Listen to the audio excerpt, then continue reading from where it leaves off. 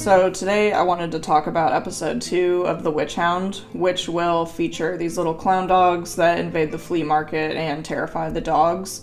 And I wanted to show you the design process of where the clown dog started to where it is now and how it translates to the animated version of the clown. So the first time I drew this clown, it was back in 21, and he looks a lot different than he will later, but he looks like this.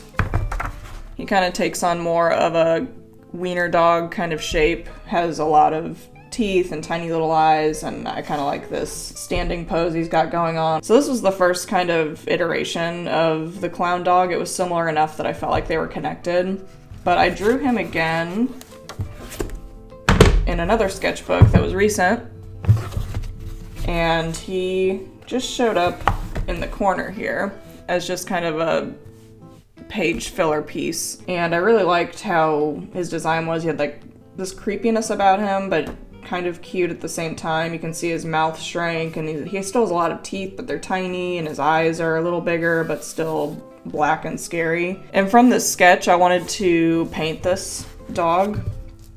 So the first painting I did of this dog, where I fleshed out his design a little more, it was okay, but I wasn't super happy with how the pose was or the coloring, and it seemed all muddled. It wasn't easy to kind of figure out what was going on here from a glance. So I did some iterations here on the back, trying to figure out if it's the color or the pose or what was going on, and I ended up being drawn to these two iterations, and upon the repaint, I think it's much better.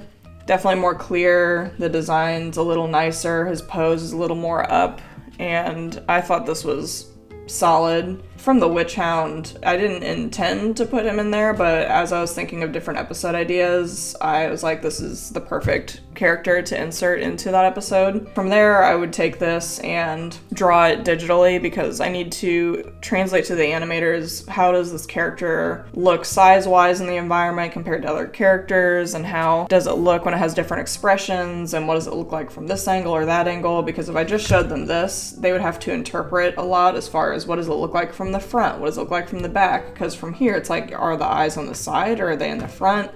So it just makes it so there's less guesswork. And you also want to make it to where it's easy to draw, frame by frame, or make a puppet in Flash. So I'll go ahead and do digital, and then I'll do the side-by-sides, and then I can hand it off to the animators, and if they have any questions about expressions or things like that, they can usually get that from the storyboards, but if not, I can draw them, a different expression. I just wanted to kind of give you a peek into that and what the second episode might be about. Thanks for watching. Bye.